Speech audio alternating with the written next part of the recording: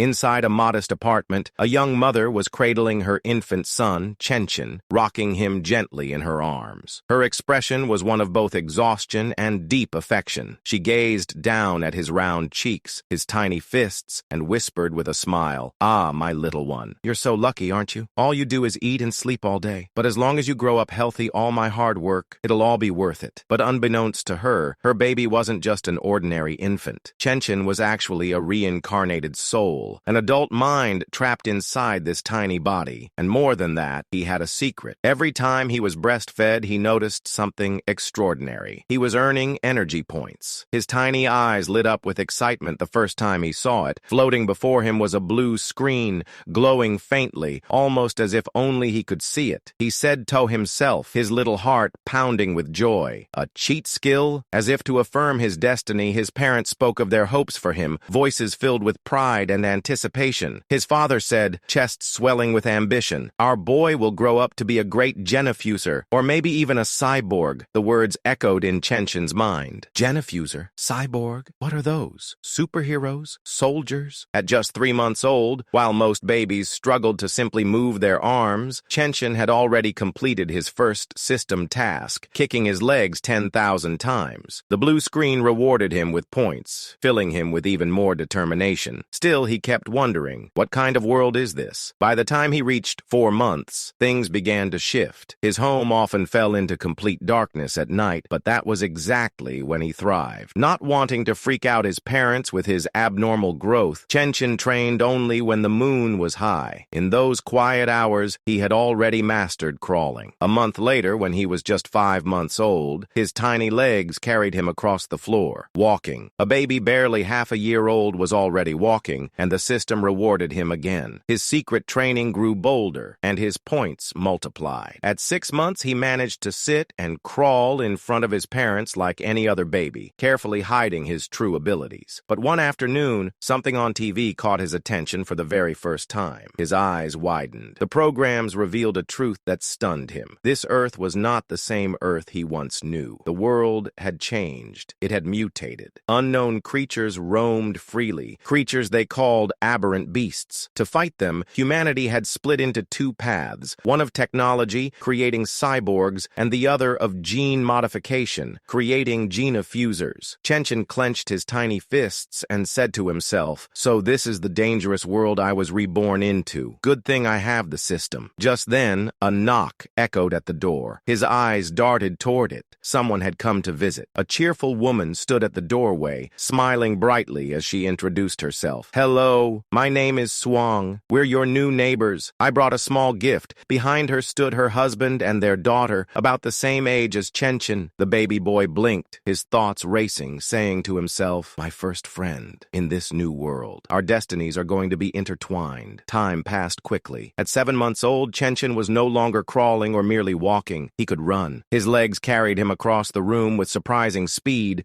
earning him even more points from the system. Soon, he learned to jump, his small body bouncing with unbelievable agility. By this age, he had already mastered running, jumping, and even talking. At 8 months, while other children were babbling or learning to clap, he was secretly doing sit-ups and push-ups inside his crib. One night, however, he was caught. His mother opened the door and froze, eyes widening in disbelief. What in the world? Why is my son doing sit-ups?" Chenchin panicked, quickly rolling over and pretending to gurgle like an innocent baby. His mother rubbed her eyes, muttering, No, I must be hallucinating from overwork." Yes, that's all it is. Days later, though, she screamed in shock again, this time calling her husband in a panic. "Come quick! Our 8-month-old son. He already has a 6-pack. His father stood stunned for a long moment before slowly stroking his chin in thought.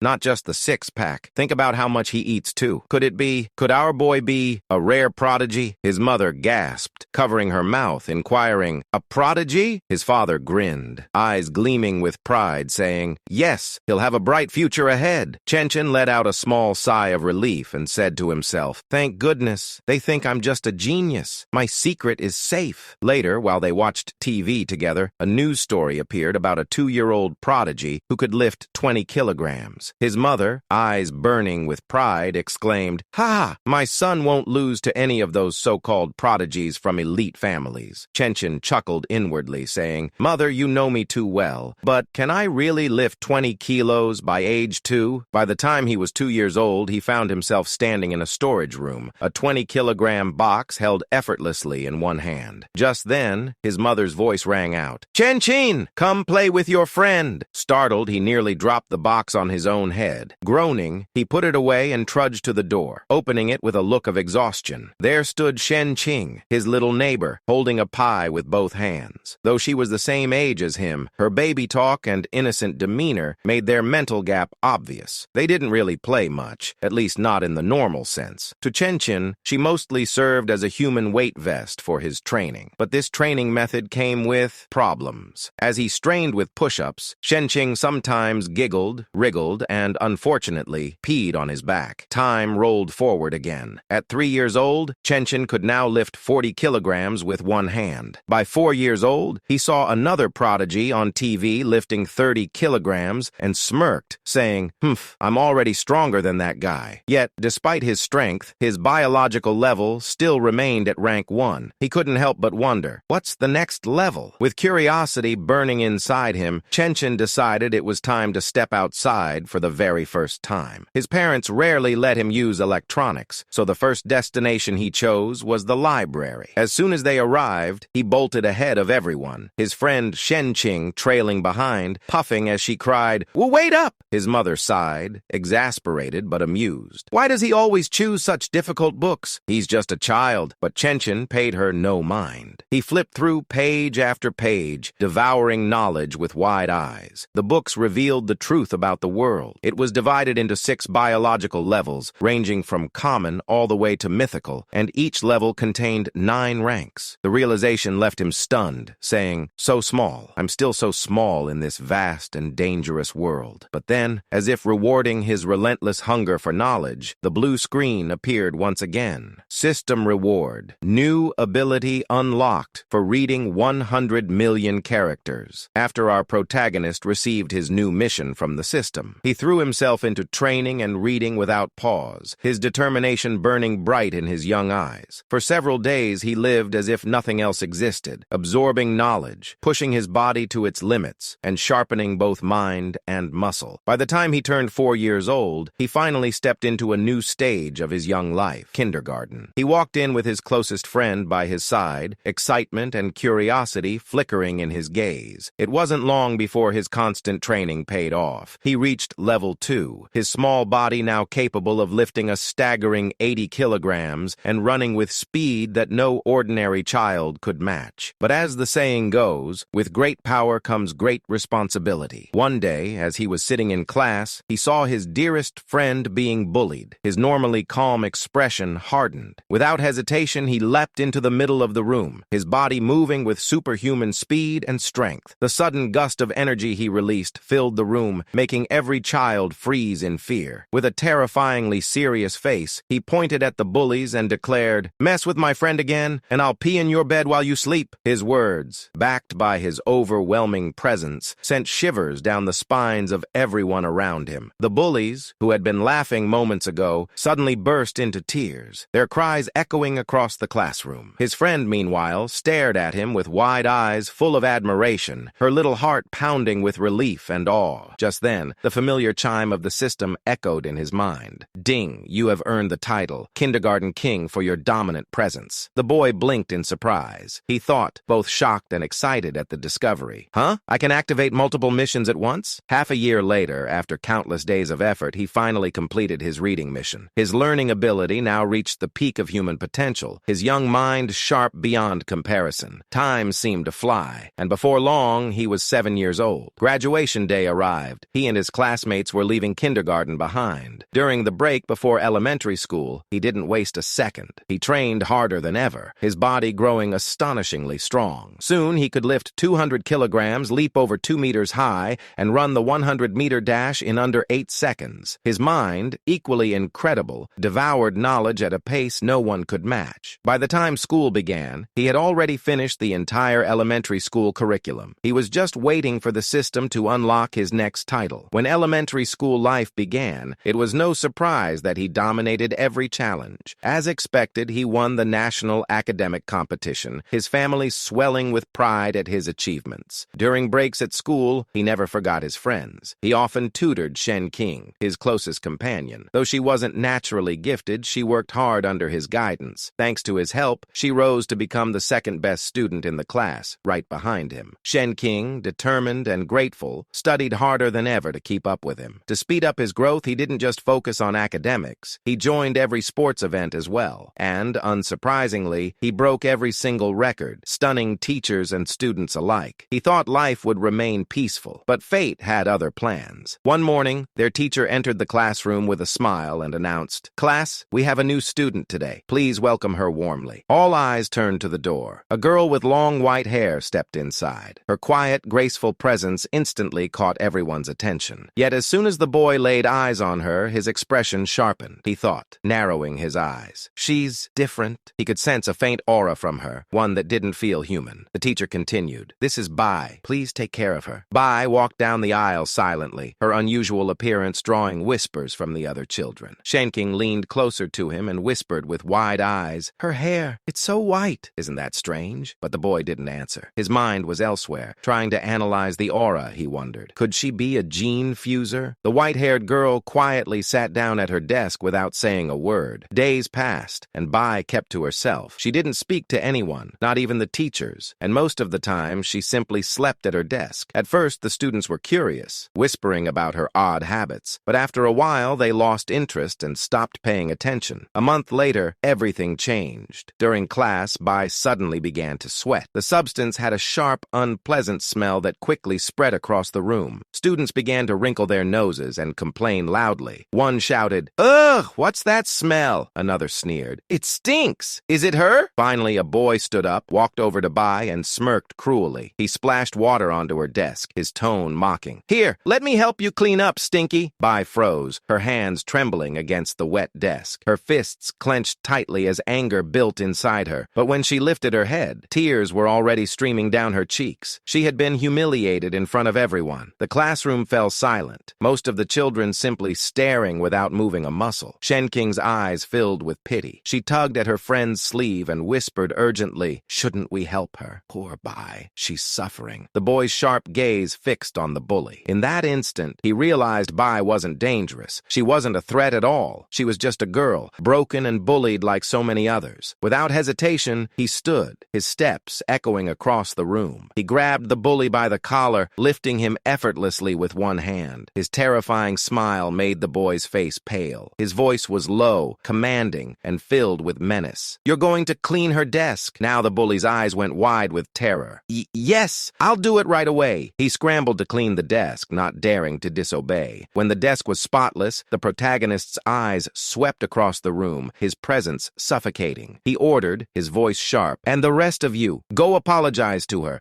Every single one of you." Fear spread like wildfire. One by one, the students shuffled forward, bowing their heads. "We're sorry, Bai. We'll never bother you again. Please forgive us."